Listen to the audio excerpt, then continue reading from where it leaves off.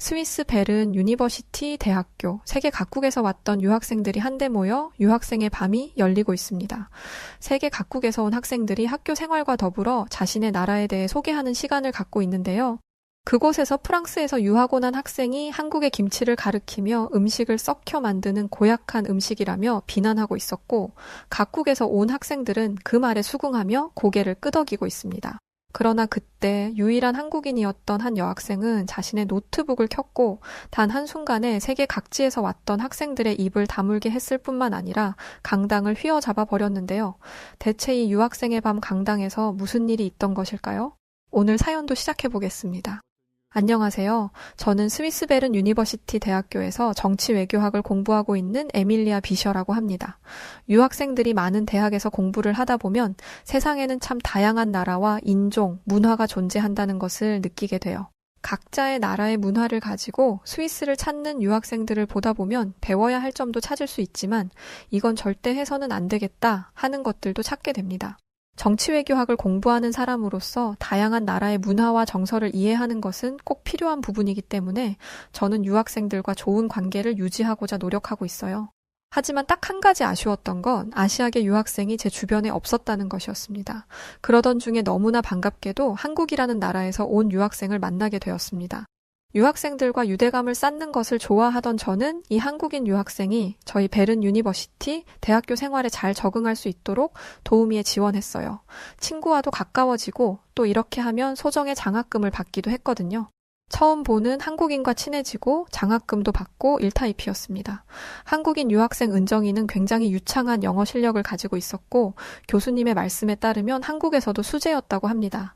한국 이름이 박은정이었어요. 그런데 이런 은정이를 별것 아닌 것으로 치부하며 무시하는 친구들이 있었는데요. 바로 저희 대학에서 공부하던 프랑스 학생들이었죠.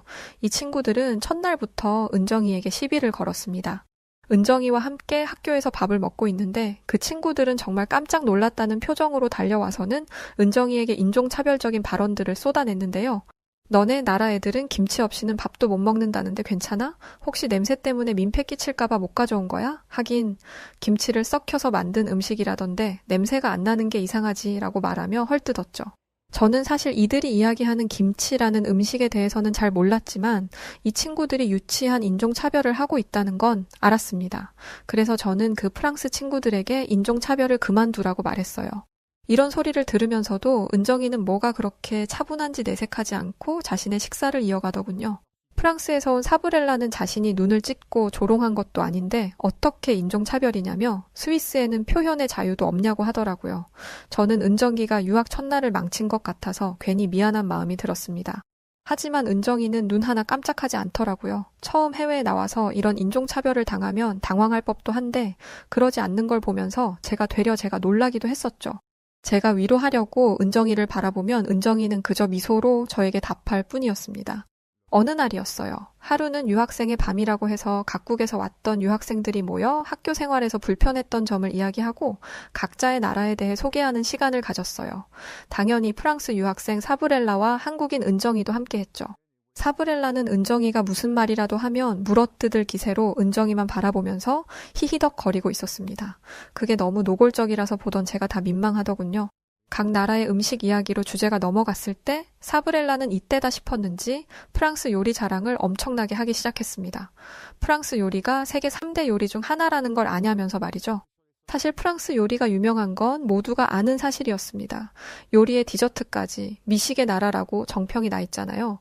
그런데 나라 자랑도 적당히 해야 하는데 사브렐라는 적당히를 몰랐습니다. 계속된 음식 자랑에 지친 다른 학생들은 적당히 리액션을 하고 주제를 끝내려고 했어요. 학생들의 집중력이 떨어졌다는 걸 느꼈는지 사브렐라는 갑자기 한국에서 왔던 은정이를 저격하기 시작했습니다. 저희 학교에는 많은 아시아 계통의 유학생들이 있었지만 유독 저희 학과에는 아시아에서 왔던 유학생이 없었어요. 한국에서 왔던 은정이가 저희 반에서는 유일했었어요. 그렇다 보니 유독 은정이만 붙잡고 시비를 걸었죠. 그러면서 은정이를 지목하며 이 반에서 아시아는 너가 유일한데 너의 나라는 뭐가 유명하니? 음식을 일부러 상하게 만들어서 먹는 김치인지 뭔지 말고 또 있니? 라면서 그냥 궁금해서 그런 거라며 키득거리며 조롱했죠. 은정이가 그 말을 듣고 아무 말 안 하고 있자 사브렐라는 솔직히 아시아에서 가장 맛있는 음식은 중국과 일본의 요리 아니냐는 말을 하더라고요. 그러면서 특히나 중국의 요리는 프랑스와 마찬가지로 세계 3대 요리 중 하나라면서 그에 반해 한국의 음식은 보잘것없는 것이라고 했습니다.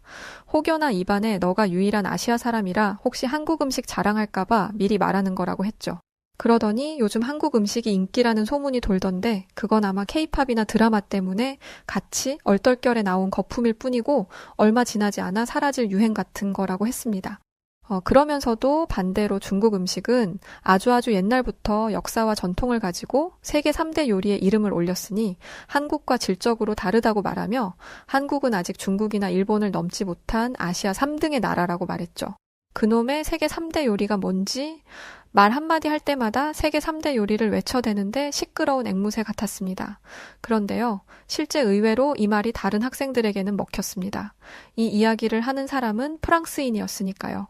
학생들은 인터넷에서 한국 음식이 유명하다는 얘기는 들었지만 실제로 먹어보지는 못했다고 말했습니다. 한국 요리가 그렇게 유명하다면 한 번쯤은 한국 음식을 접해봤어야 하는 게 아니냐고도 했죠. 이런 시시비비가 반복되자 유학생의 밤 토론장은 뜬금없는 아시아 국가들을 평가하는 자리가 돼버릴 정도로 열기가 달아올랐습니다. 심지어 모든 학생들이 이에 동조하며 이야기가 나오기 시작했습니다. 물론 은정이 편에 서서 한국을 지지하는 친구들도 있었습니다. 그 친구는 자신은 사브렐라가 말하는 중국인들을 만난 적이 있었다고 했죠. 관광지에서 중국인들을 만났는데 그들은 새치기를 밥 먹듯이 하고 성당같이 침묵을 지켜야 하는 곳에서 큰 소리로 떠들기까지 했으며 쓰레기를 아무데나 버려서 눈살이 찌푸려졌다고 하더라고요. 그 소리를 들은 사브렐라는 아니 잘 생각해보라면서 아시아에서 가장 큰 나라는 분명 중국인데 그런 중국이 그렇다면 과연 한국이라는 작은 3등 국가는 어떻겠냐고 하면서 원래 아시아 국가는 그런 수준이라고 말했습니다. 아시아 국가를 경험해봤던 친구들이 많지 않았던 터에 사브렐라의 말에 적극적으로 반대하는 의견을 내는 친구들은 없었고 결국 분위기는 사브렐라의 말이 모두 맞다는 것으로 결론 나려는 찰나였죠. 그때 그동안 조용히 이야기를 듣고 있던 은정이가 자신의 노트북을 가지고 나가서는 강당에 설치되어 있던 빔 프로젝트에 연결하더니 어떤 영상을 틀기 시작했던 것이었어요. 영상에는 프랑스 TF 방송에서 진행되었던 한국 요리에 대한 프랑스 현지 미쉐린급 요리사들이 평가하는 영상이 담겨 있었고 한국의 요리를 먹었던 프랑스 셰프들은 입을 다물지 못하며 최고를 연신 내뱉고 있었죠. 그동안 입으로만 떠들던 사브렐라와 다르게 한국에서 왔던 은정이는 조용히 그들의 말을 듣다가 눈과 귀로 모든 걸 보여주며 단 한순간에 유학생의 밤이 열렸던 강당을 휘어 잡아버렸습니다. 그날 이후로 사브렐라가 보여줬던 은정이에 대한 인종차별은 더욱 극대화된 것 같았어요. 아무래도 토론장에서 은정이에게 한 방 제대로 먹었으니 약이 잔뜩 오른 모양이었죠. 시간이 조금 더 흐르고 저희 학과에서는 유학생의 밤 2탄이 진행되었는데요. 지난 시간에 각국의 나라에서 온 학생들이 저마다 자신들의 국가를 소개하고 자신을 소개하는 자리였다면 이번에는 여행이었습니다. 숙소에 들어가기 전 마트에서 식재료를 사기로 하고 다 같이 마트로 들어갔었어요. 하지만 이 마트에서 정말 뜻밖의 놀라운 장면을 목격하는 사건이 일어나고야 말게 되었죠. 열심히 먹을 것을 고르고 있는데 어디선가 시끌벅적한 소리가 들렸습니다. 마치 싸우는 것 같은 소리에 저희는 소리의 근원지를 찾아갔어요. 알고 보니 카운터에서 한 할머니와 직원들이 언쟁 중이더라고요. 사실 말이 언쟁이지 할머니가 일방적으로 직원들에게 추궁을 당하는 상황이었습니다. 옆에 있는 사람에게 지금 대체 무슨 상황인가요? 하고 물어봤는데요. 글쎄 할머니가 빵을 사려는데 돈이 모자랐다고 하더군요. 돈이 모자라면 물건을 못 사는 건 당연한 건데 이야기를 가만히 듣다 보니 좀 안타까운 상황이더라고요. 돈이 부족했던 할머니는 직원들에게 손주에게 줄 빵을 사고 싶었을 뿐이라고 하소연하고 있던 것이었죠. 할머니의 행색을 보니 사정이 좋아 보이지 않더라고요. 할머니는 자신이 가지고 있던 꾸깃꾸깃한 지폐 한 장과 동전들을 내밀고는 돈에 맞춰서 빵을 조금 잘라갈 수 없냐고 물으시고 계셨습니다. 직원들은 절대 안 된다고 하면서 거절했죠. 마트 직원들은 아니 돈이 없으면 마트를 오지 마셔야지. 왜 굳이 마트에 와서 곤란한 질문을 하느냐며 할머니 때문에 지금 다른 고객분들한테까지 피해가 가고 있다며 몰아세웠습니다. 그 모습을 지켜보던 사브렐라는 직원의 말을 듣고는 맞는 말이네. 지금 사람들 장보다 말고 아무것도 못하고 구경하기 바쁘잖아. 그러더니 옆에 있던 다른 친구들과 키득거리며 장난치며 다시 장을 보러 가더군요. 이들의 언성은 점점 높아져 갔고 분위기는 점점 과열되고 있었습니다. 직원들은 할머니가 빵을 품에 안고 주려고 하지 않자 강제로 뺏는 위협적인 행동을 하려고 했어요. 그런데 그때였습니다. 누군가가 싸움의 한가운데로 걸어 들어갔고 그건 바로 한국에서 왔던 은정이었어요. 저는 너무 깜짝 놀랐죠. 저는 큰 사단이 날까봐 뛰어들어가 은정이를 붙잡고 너가 저기 끼어들어서 뭘 할 수 있겠냐면서 은정이를 데리고 나오려고 했습니다. 가장 목소리가 크던 직원 중 한 명의 덩치가 아주 컸거든요. 은정이는 아무리 그래도 그렇지 할머니가 물건을 훔친 것도 아닌데 이런 식으로 몰아세우는 것은 옳지 않다며 할머니의 편에 서서 직원들을 나무랬습니다. 덩치 있는 직원은 아시아에서 온 호리호리한 여성인 은정이의 말을 듣고는 할머니의 앞을 가로막은 은정이를 옆으로 밀어내더라고요. 은정이는 밀리지 않으려고 했고 그런 직원은 당황해하며 더 힘을 줘 은정이를 밀어내며 왜 상관없는 당신이 끼어들어서 난리냐며 가라고 했습니다. 직원이 힘을 써 은정이를 밀어내려고 하자 은정이는 직원을 슬쩍 피했고 직원은 자신의 힘을 주체 못하고 앞으로 꼬꾸라졌죠. 그러더니 할머니에게 다가가 할머님의 손을 잡고 그 자리를 떠났습니다. 할머님과 마트 밖에서 무슨 대화를 나누더니 실갱이에 다 부셔진 빵을 한 손에 들고 다시 와서는 다른 깨끗한 빵과 음료 등을 잔뜩 싸서 카운터에서 계산하는 모습을 보였죠. 그 모습을 지켜보던 저는 은정이가 이렇게 과감하고 터프한 아이였는지 정말 몰랐습니다. 늘 학교에서도 조용하고 자신의 할 일만 묵묵히 하던 친구여서 그저 조용한 새침대기 여자아이인 줄만 알았었거든요. 다른 친구들도 은정이의 다른 모습에 모두 놀랐는지 입을 다물지 못하고 있었어요. 은정이는 깨끗한 빵과 음료, 그리고 다른 한 손에 부셔진 빵 봉지를 들고 다시 할머님에게 다가갔습니다. 그러면서 이렇게 말했죠. 할머님 괜찮으세요? 이거 받으세요. 그리고 이 빵하고 음료 가지고 가셔서 손주랑 맛있게 나눠 드세요. 라면서 할머니를 추스려 주었습니다. 그리고는 부셔진 건 제가 먹을게요. 라고 하더군요. 할머님은 은정이에게 연신 정말 고맙다면서 사실 오늘이 손자의 생일인데 변변찮은 케이크 하나 해줄 돈이 없었다며 이 은혜를 어떻게 갚냐며 눈물을 보이셨습니다. 근데 그 말을 들은 은정이는 손자 생일이었다는 말을 듣곤 살짝 놀라면서 다시 마트에 들어가서 케이크와 과자, 음료수를 바리바리 사들고 나왔습니다. 할머니는 이렇게까지 받을 수는 없다며 거절하려 하셨지만 오히려 은정이가 받아달라고 부탁하는 탓에 거듭 감사 인사를 하시며 집으로 돌아가셨어요. 초면에 이름도 모르는 생판남을 이렇게 도와줄 수 있다는 것에 적잖이 충격을 받은 저는 이때부터 은정이가 더욱 달라 보이기 시작했습니다. 저도 은정이처럼 행동해보고 싶다는 생각이 들더라고요. 이건 저뿐만이 아니었어요. 이전에 있던 유학생의 밤에서 한국도 민폐짓을 하던 중국과 다를 거 없을 거라던 학생도 자신의 생각이 틀렸을 수도 있겠다고 말할 정도였죠. 저는 은정이에게 다가가서 아니 마트 직원이 덩치도 크고 무섭게 생겼던데 무섭지도 않았어? 큰 봉변이라도 당하면 어쩌려고 그렇게 무턱대고 나섰어? 라고 물어봤었는데요. 은정이가 갑자기 제 손을 잡더라고요. 은정이가 저의 손을 잡았을 때 저는 정말 온몸에 소름이 돋고 갑자기 밀려오는 부끄러움에 몸둘바를 몰랐습니다. 왜냐하면 저에게 기댔던 은정이는 온몸이 사시나무 떨듯 떨고 있었기 때문이었어요. 왜 그래 괜찮아? 바들바들 떨고 있던 은정이는 저에게 이런 말을 하더라고요. 정말 너무너무 무서웠다고 말이죠. 그러면서도 할머니 손자가 케이크를 받을 수 있게 돼서 정말 다행이라며 나지막하게 말하더군요. 은정이는 그때의 상황이 몸이 떨릴 만큼 두려웠지만 그 두려움조차 물리치고 할머니를 위해 기꺼이 나선 것이었어요. 그래서 저 스스로에게 너무너무 부끄러웠습니다. 또한 그런 은정이의 행동에 감동했었어요. 은정이의 이런 모습에 저를 포함한 다수의 많은 학생들이 은정이에 대해 다시 보게 되었죠. 이 일이 있고 난 뒤 은정이는 친구들 사이에서 완벽한 영웅이 되었고 은정이를 좋아하는 남학생들도 우후죽순 늘어났죠. 그 일이 있고 다음 날 저희는 숙소 뒤쪽에 있는 곳으로 트레킹을 떠났습니다. 그러던 중 한 친구가 발을 삐끗하면서 발목을 다쳤어요. 심하게 다쳤는지 그대로 주저앉아 고통을 호소하길래 곧장 응급실로 향했습니다. 그런데 발목을 다친 친구는 병원으로 가는 내내 병원비 걱정뿐이었어요. 스위스의 물가는 정말 살벌한데 병원비는 더 살벌하거든요. 게다가 스위스 국민도 아니고 유학생이었으니 걱정되는 게 당연합니다.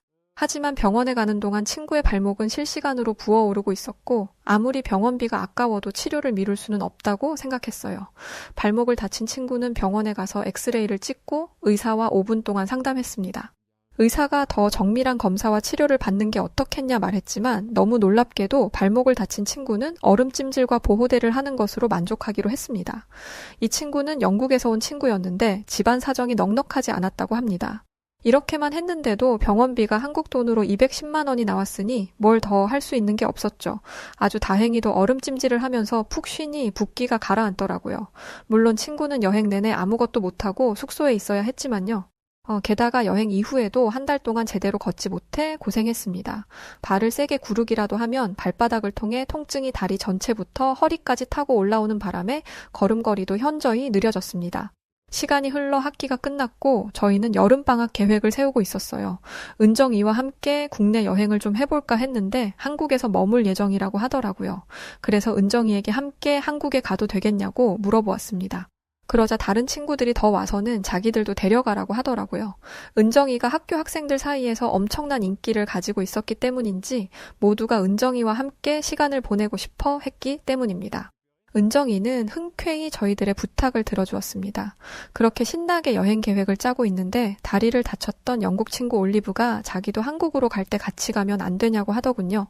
솔직히 저는 올리브와 함께 가고 싶지 않았습니다. 조금 미안한 말이지만 다리 다쳐서 걷는 것도 힘들어하는 사람과 어떻게 여행을 할 수가 있겠어요. 여행을 가면 많이 걸어야 할 테고 액티비티 한 것들도 많이 하게 될 텐데 어떻게 함께 다닐 수 있냔 말이죠. 하지만 한국에 가게 된 것도 은정이 덕분이었다 보니 은정이의 의사가 중요하다고 생각했습니다. 은정이는 고민하는 듯 보였어요. 역시 아무리 이타적이고 사람 돕는 걸 좋아하는 은정이라도 이건 좀 힘든 고민이었겠죠. 올리브도 이걸 알았는지 절대 폐를 끼치지 않을 거고 혹시 아파서 힘들다면 가만히 숙소에 있을 테니 자신도 꼭 데려가 달라고 부탁했습니다. 알고 보니 올리브는 한국 가수들에게 관심이 많더라고요. 그러다 보니 한국에 대한 동경심도 커졌을 테고 그래서 한국에 가고 싶어 하는 것이었습니다. 잠시 고민하던 은정이는 아주 잠깐이지만 올리브의 다리를 보았습니다. 그래서 당연히 거절할 줄 알았어요. 그런데 은정이는 올리브에게 함께 가자고 말하며 비행기 스케줄을 알려주었습니다. 아니 대체 왜? 저는 은정이의 결정을 이해할 수 없었어요. 굳이 저 친구와 다니면서 불편함을 감수할 이유는 없잖아요. 하지만 은정이가 그 불편함을 감수하고 한국에 가기로 한 이유는 한국에 도착한 지 얼마 되지 않아서 바로 알 수 있었습니다. 은정이와 올리브는 자기들끼리 무언가를 계획하는 듯 했습니다. 그리고는 한국에 도착하자마자 자신들은 병원에 간다고 하더라고요. 여행을 와서는 갑자기 웬 병원? 저는 비행을 하면서 두 사람의 몸에 문제라도 생긴 줄 알았습니다. 제가 걱정스럽게 물으니 은정이는 올리브와 함께 정형외과를 간다고 했어요. 이유는 바로 올리브의 다리 때문이었죠. 저를 비롯한 친구들은 깜짝 놀랄 수밖에 없었죠. 아니, 스위스에서도 비싸서 못 간 병원을 한국에 와서 간다는 게 말이 되나요? 물론 전 세계에서 물가가 비싸기로 유명한 스위스보다야 한국이 더 낫기는 하겠지만은 아무리 그래도 병원비는 거기서 거기잖아요. 그리고 지금 우리가 눈앞에서 마주하고 있는 한국은 우리 스위스보다 훨씬 더 현대적이었고 선진국과 같은 위용을 뽐내고 있었으니 한국도 굉장히 비쌀 텐데 말이었죠. 스위스에서 돈 없어 병원 치료를 포기했던 올리브가 이번에도 병원에 가지 않을 거라고 생각했습니다. 그런데 올리브는 덤덤했어요. 저는 은정이가 엄청난 부자라서 올리브의 병원비를 대신 내주기라도 하는 건가 싶었습니다. 저희가 혼란에 빠진 걸 본 은정이는 한국의 병원비는 의료보험이 잘 되어 있는 덕에 저렴하다며 걱정하지 않고 가도 된다고 했어요. 올리브와는 이미 이야기가 됐다면서요. 저희는 그 말을 믿을 수가 없었습니다. 여기까지 와서 흩어지는 건 조금 그래서 친구들 다 같이 은정이를 따라서 올리브의 치료부터 하고 움직이는 것으로 하고는 같이 이동하기로 했습니다. 실제로 제 눈으로 직접 확인하고 싶었던 것도 있었고요. 은정이는 자신의 삼촌께서 운영하고 있다는 정형외과로 향했습니다. 올리브는 가자마자 엑스레이를 찍었고 진료실에 들어가서 초음파까지 찍고 나왔습니다. 밖에서 기다리면서 대체 병원비가 얼마나 나오려고 저러나 걱정되었어요. 스위스보다는 싸다고 했지만 초음파까지 찍었으니 한국 돈 300은 넘으리라 생각했습니다. 저희는 그래도 은정이 삼촌이니까 좀 더 싸게 해주지 않을까. 아니 아무리 그래도 200은 넘겠지 라고 저희들끼리 나름의 계산을 하고 있었죠. 올리브의 다리 상태는 썩 좋지 않았습니다. 나이도 어린이 처음 다쳤을 때 조치를 취했다면 괜찮았을 텐데 병을 키웠다고 하더라고요. 올리브는 물리치료실로 들어갔고 저는 물리치료라는 걸 처음 들어봤어요. 그곳에서 무슨 치료를 하는지 궁금했지만 그건 안 된다기에 저희는 올리브가 치료를 받는 1시간 동안 밖에서 시간을 보냈습니다. 저희는 병원 건물 안에 있는 카페에 갔어요. 신기하게도 카페에서 공부를 하는 사람들이 있더라고요. 카페에서 일을 하는 사람들은 자주 보지만 공부를 하는 사람들은 처음 봤습니다. 웃기게도 이 모습을 보면서 한국의 문화가 우리와 많이 다르다는 걸 새삼 깨달았습니다. 그건 다른 친구도 마찬가지였는지 저희는 여행 온 기분을 만끽하며 여유롭게 커피를 마셨죠. 그런데 그때 공부하던 사람이 갑자기 자리에서 일어났습니다. 커피라도 받아오려나 했는데 그 사람은 갑자기 밖으로 나갔어요. 그러더니 창밖 너머에 있는 횡단보도를 건너더니 어떤 가게로 들어가는 게 아니겠어요? 아니, 주문한 걸 받으러 가는 것도 아니고 화장실을 가는 것도 아니고 아예 밖으로 나가서 무려 횡단보도까지 건너다니, 심지어 그 사람의 자리에는 좋게 200만 원 후반은 되어 보이는 노트북과 아이패드, 그리고 가방까지 있었어요. 저희는 은정이에게 저 사람이 미친 것 같다고, 어떻게 저런 강큰 행동을 하냐고 말했습니다. 그러자 은정이는 이런 광경을 보고도 아무 동요가 없었어요. 아, 저거 외국인들이 보기에는 당황스럽겠네. 괜찮아. 아무도 안 가져가니까 걱정하지 마. 저희는 믿을 수가 없었습니다. 만약 수상한 사람이 나타나서 그 사람의 물건에 손을 댄다면 저희가 대신 가서 그 사람을 잡겠다는 영웅 심리까지 생겼죠. 그런데 그 사람이 돌아올 때까지 그 누구도 물건에 손을 대지 않았어요. 딱 한 명, 그 사람의 외투에 손을 댄 사람이 있는데 손을 댄 이유도 어이없었습니다. 자기가 앉고 싶은 자리에 그 사람의 외투와 가방이 넘어와 있으니 그걸 살짝 밀어서 자리에 공간을 만든 것이었어요. 15분 정도 시간이 지났고 그 사람은 쇼핑백을 든 채로 카페로 돌아왔습니다. 저희는 입을 떡 벌리고 저희가 지금 본 것에 대해서 애써 이해하려고 했어요. 놀라운 것은 이게 다가 아니었습니다. 한국인들은 가방을 다 열어놓고 다니더라고요. 특히 여성분들 핸드백 지퍼를 열어놓고 다니던데 그러면 가방 안이 훤히 보입니다. 지갑과 핸드폰 등 중요한 물건들이 노출되어 있는데 그걸 그대로 보여주면서 다니는 거예요. 우리 스위스를 비롯한 유럽 국가에서 그런 행동을 했다가는 10걸음도 가지 못해서 모든 소지품이 털리고 말 것입니다. 친구들과 저희는 카페에서 SNS에 이런 한국의 카페 모습을 올렸는데요. 한국에 함께 오지 않았던 친구들은 SNS에 올렸던 소식을 접하고는 다들 놀랐는지 반응들이 폭발적이었죠. 마침 시간이 다 돼서 다시 올리브가 있는 병원으로 향했습니다. 올리브는 치료를 끝내고 발에 보호대를 찬 상태였는데 왠지 얼굴이 번들번들 거리더라고요. 물리치료라는 개념이 생소했던 저희는 올리브에게 무엇을 했는지 물었습니다. 올리브는 물리치료사들이 자신을 따뜻한 침대 위로 눕혔고 이불을 덮어주었으며 자신의 다리를 찜질했다고 했습니다. 마사지를 받는 듯한 노곤노곤한 느낌의 잠이 들었는데 깨어보니 치료가 끝나 있었다고 하죠. 솔직히 무슨 효과가 있을까 했는데 발이 훨씬 가벼워진 게 확실하다며 물리치료의 효과를 칭찬했습니다. 그리고 대망의 병원비 수납 시간. 저희는 이렇게 좋은 치료를 받았다면 병원비가 더 올라갔을 거라고 예상했죠. 간호사는 이렇게 말했어요. 엑스레이에 초음파를 하셨고 물리치료까지 받으셔서 이렇게 모두 하셨으니까 6만 6천 원 나오셨어요. 저희는 66만 원을 잘못 들었나 했습니다. 그런데 영수증에 찍힌 금액은 6만 6천 원이 맞았어요. 이게 끝이 아니었습니다. 여행하는 동안 매일 치료받으시면 많이 괜찮으실 거예요. 물리치료 받으시면 15,000원 정도 나오니까 참고하시면 되고요. 라는 거였죠. 아니, 이게 말이나 되는 상황인가요? 어떻게 이런 금액이 나올 수가 있죠? 한국 의사들은 전부 땅 파서 진료한답니까? 병원비 운영하는 데 드는 돈이 어마어마할 텐데 이게 말이 되는 건가요? 저희는 은정이의 말이 사실이라는 것을 깨닫고는 충격에서 헤어나오지 못했어요. 게다가 병원에서 처방해준 약을 받는 게 8,000원대더라고요. 이게 대체 무슨 상황인지 저희는 숙소에 돌아가는 내내 한국의 병원비에 대한 얘기만 했습니다. 호텔에 도착한 저희는 고단한 몸을 이기지 못하고 잠에 들었어요. 눈을 떠보니 밤 12시가 넘은 자정이 넘었더라고요. 문제는 배가 너무 고팠다는 것입니다. 호텔 룸서비스를 찾아봤더니 와인과 술 안주뿐이었고 식사를 할 만한 게 없었어요. 그런데 밖에 나갈 수 있는 상황은 더더욱 아니었습니다. 밤 12시가 넘은 시간이었으니까요. 그런데 갑자기 은정이가 옷을 입으라고 하더군요.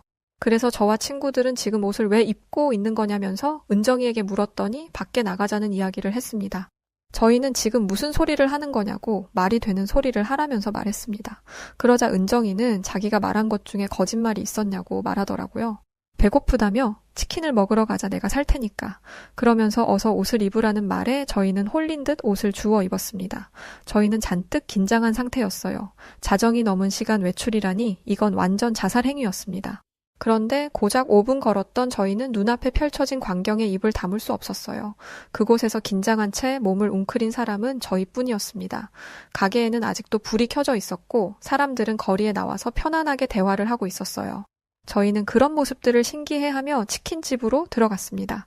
은정이가 주문해준 대로 나왔던 치킨을 한 입 먹었는데 이건 말도 안 되는 맛이었습니다. 친구들도 모두 연신 감탄사를 연발하면서 이런 치킨은 처음이라며 놀랬죠. 이렇게 다양한 종류의 치킨이 있을 수 있다니. 저는 마늘을 정말 싫어하는데 이 마늘 치킨은 여행 내내 먹어도 안 질리겠더라고요. 은정이는 치킨에 맥주까지 시켜주었는데 이 맥주와의 조합이 정말 죽였습니다. 치킨 한 입에 맥주 한 모금을 마시니 피로가 싹 풀리면서 그렇게 맛있을 수가 없더라고요.